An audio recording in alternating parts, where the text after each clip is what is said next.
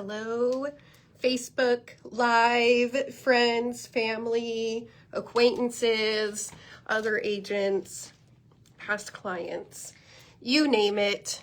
We are back. So let me share the broadcast, invite Benjamin on. I am wearing red today because the chairman of the board, Mo Anderson, it is her 89th birthday, and she is a legacy and an icon in our Keller Williams culture. She is what established our culture standards. They called her the Red Velvet Hammer because she just went in and made sure that there were expectations and things like no swearing in the office. Obviously, culture has changed since then, but I was talking about Mo Anderson, my grandma of KW. So it's her birthday today. It's her 89th birthday. So Happy we are birthday, wearing Mo. red in her honor. And that we have Red Day this Thursday, which is so awesome to give out in the community. And you should come volunteer, babe, with us. When? Thursday? Yeah, Thursday. Thursday. A lot of meetings, but what time? And I will try to be there. There's a lot of different times, so we'll get that figured out. Yeah, But please. Let me I know. was going to have the kids come and serve. So we're doing Fusion, which is like a homeless shelter where they provide like food and different Oh, things. But Edgar's going to be the kitchen manager, and and we're actually cooking pasta dinner and serving it to the families. that's cool. Can you still hear me? There's a call coming in. I can. Okay, good. So there's that. There's a food pantry. I'm gonna be bopping around all the different places, but Lisa's gonna volunteer, so Cool. Yeah, I'd love to be there. okay. Thursday. Awesome. Yep, and then Rise, which is an organization that we are supporting for our auction this year. We're going to help them too. And what they do is they have a low barrier entry to provide food and Right. clothing and everything for, hi Ryan, for homeless people. And what's really cool is like most places, you have to have an ID, you have to have all these things. They don't do that.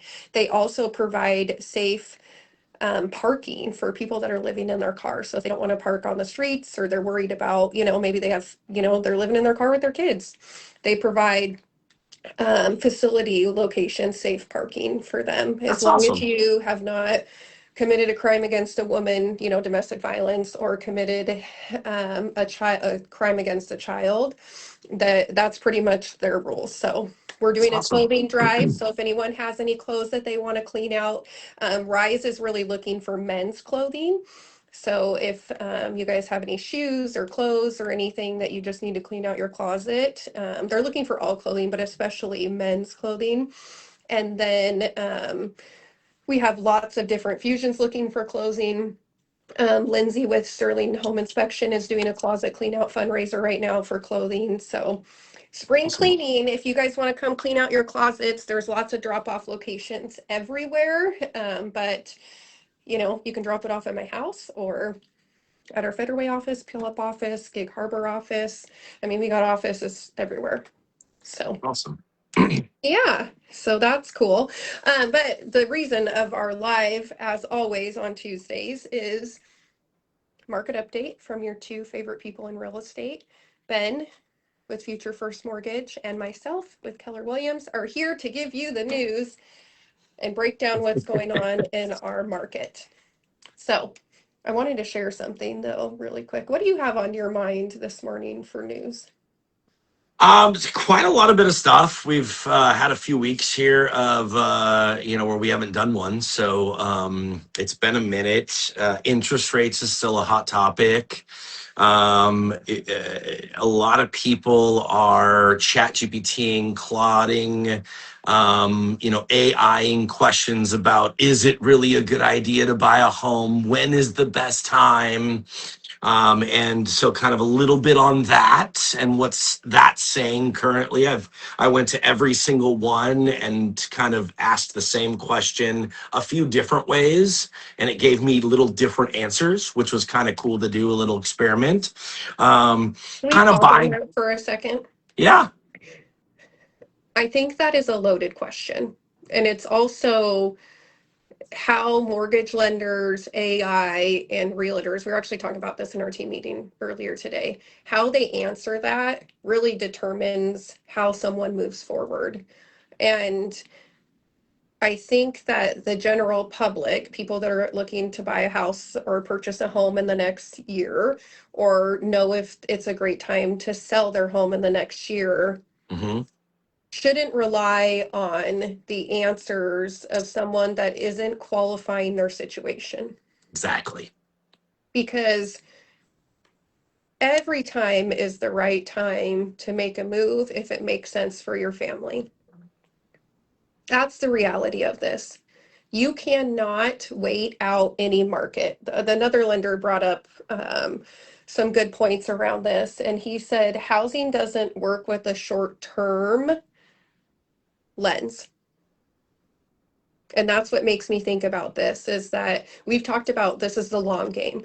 But if you're looking at the short term lens, you're not going to be able to really focus on what the long gain is in this. And we have been focusing a lot on the short term lens as a society because it's just coming at us at all different directions, right? And so we need to look at what makes sense for your payment now.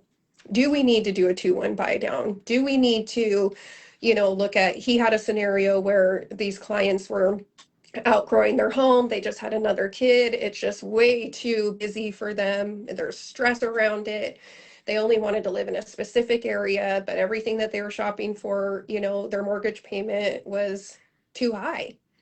And so thinking outside the box, well, what if they did a 2-1 buy down in 3 years? Their mortgage payment may be too high, but what are your raises and your annual increases that you would look at to be able to do that? So taking a loss in some equity and paying for that, even, you know what I mean, or whatever you need to do to make sure that that happens. ChatGPT is not going to be able to answer that. Claude is not going to be able to answer that for you. A normal mortgage lender or real estate agent isn't going to be able to answer that because there's a lot of them are self-serving. They need a deal. They need to get things done, right? Like, does it make sense to rent out your home or does it make sense to sell it? Does it make sense to buy now or does it make sense to buy later?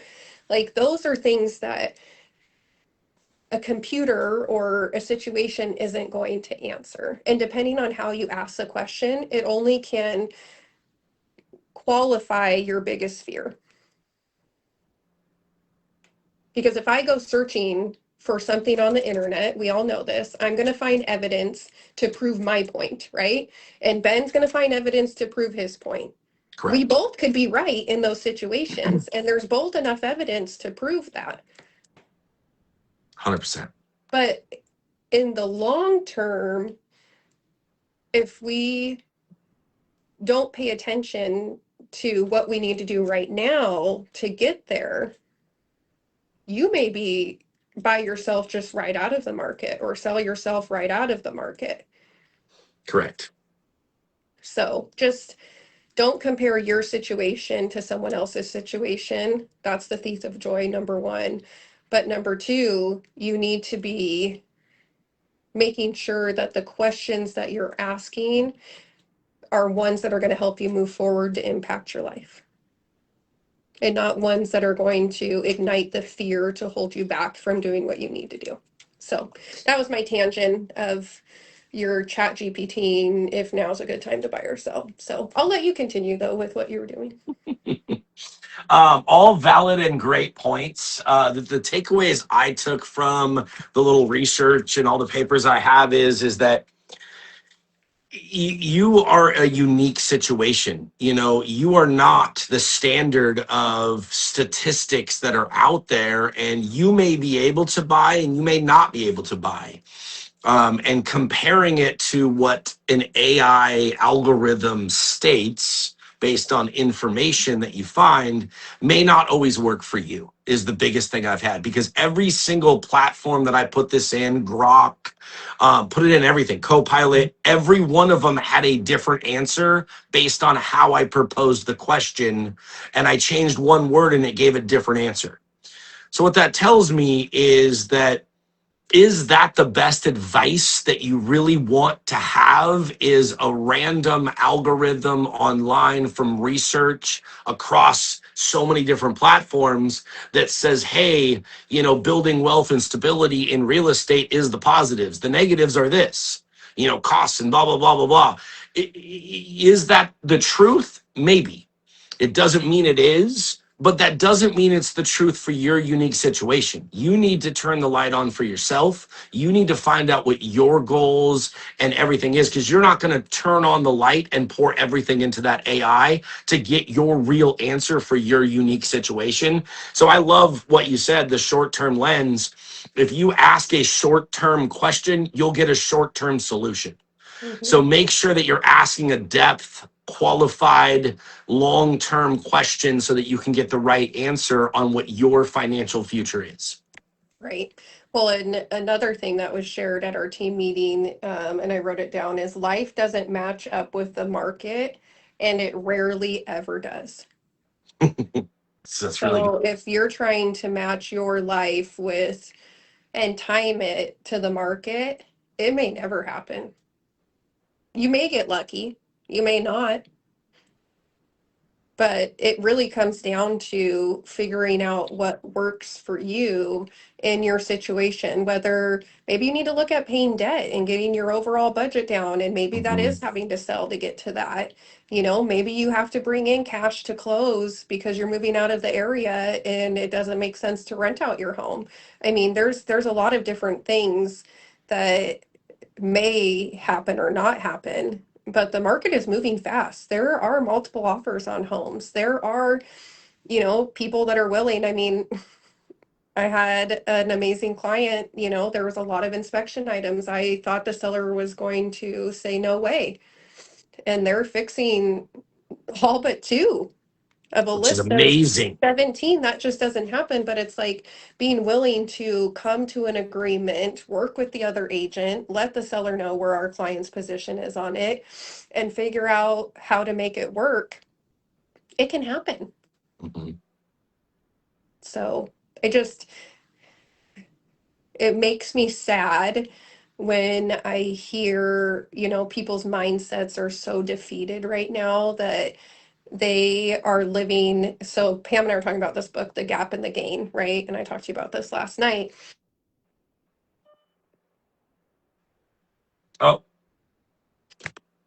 looks like she got muted. I don't know what happened there. Looks like she's muted. If you can hear me, let's restart it. All right, we'll give her a few more seconds here. I'll keep going on right now while we're waiting for her to get. She's frozen on the screen there. Hopefully, you guys can see her. Couple of things I really wanted to chat about today was the new Vantage score for clients, the Vantage score 4.0. We talked about it last year a little bit. It'll be more inclusion. It's only 1 month of credit history, better accuracy. Issue is that it's only a 14-day window rather than the FICO usually gives you a 45-day window. Oh, she's back. Awesome. Can you hear me? I can, yeah. You went frozen for a Yay! minute.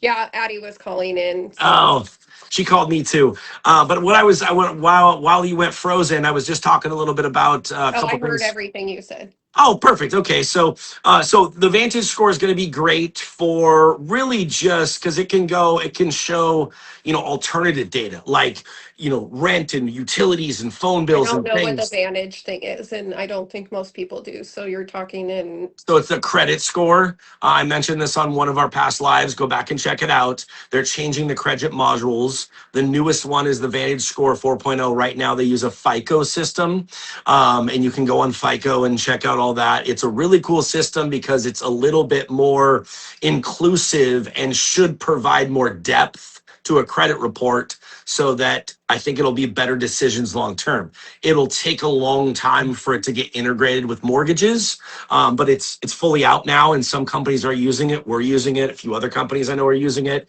So that's a really positive thing. The other thing I wanted to talk about is there's going to be some really big changes to condos over the next 6 to 18 months. As they come out, I will let you know what we read just recently. And this starts, I think, in January. And there's a few other ones that are starting as early as July. The biggest one that is frustrating, I will say, is right now to do on review for Freddie and Fannie, you need 10% reserves for the HOA for condos. They are moving that to 15%. So we want to catch this early. If you're a realtor, if you're a client, you want to, you own a condo, you're involved in your HOA, let them know that this is changing. Okay. It will change early next year. So when they're doing their books and they're setting aside their money for reserves and they're going down those paths, right now they may set aside only 10%.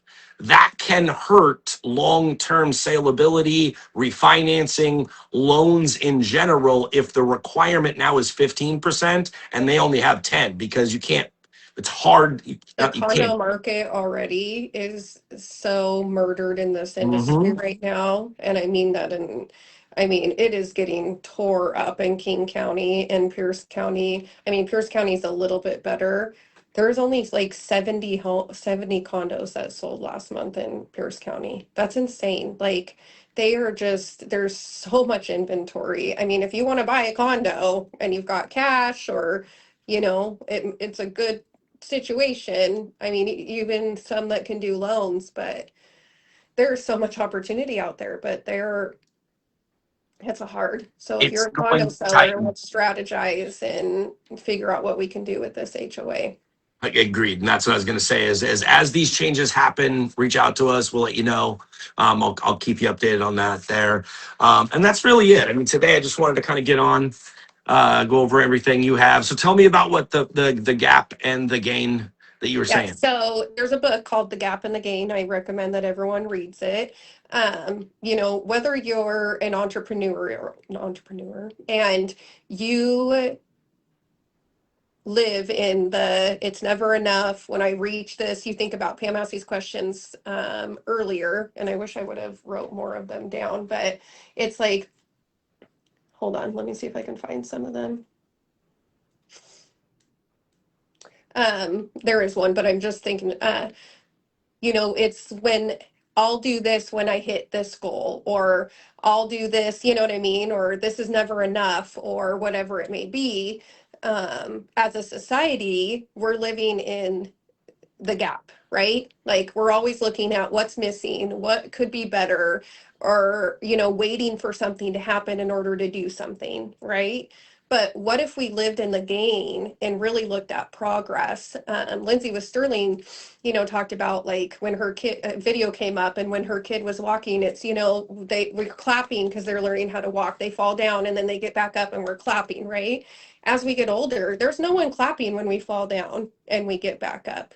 There's no one that's saying you're doing a good job. There's no one, the lack of appreciation across all industries in itself is really small, and, forgetting to tell people thank you. But that's a whole nother thing that we could go off on. But, in reality, we need to be living in the gain and focusing on the small wins, focusing on the progress, focusing on where we're going versus the final destination or requirement of when this. So we wrote down,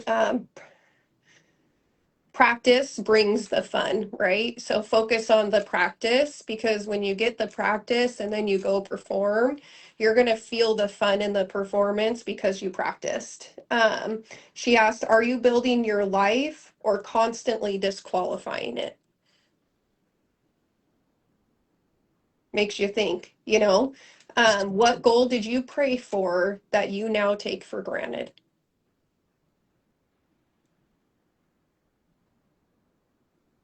Makes me think, right? The gap steals your confidence, your joy, your momentum, your relationships, and your vision. You compare, you feel behind, and miss the miracle of the process. Mm. Yep. And then where are you comparing instead of appreciating? So we can talk more on this next week too, but I'm just thinking bringing these educational moments in and what that looks like. She ended it with this. Let me see if I can find it really quick. I might have closed it out, but I can pull it up. Maybe.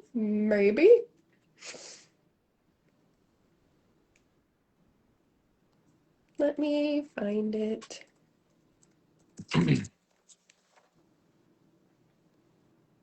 So anyways, what's your thought on what I just shared?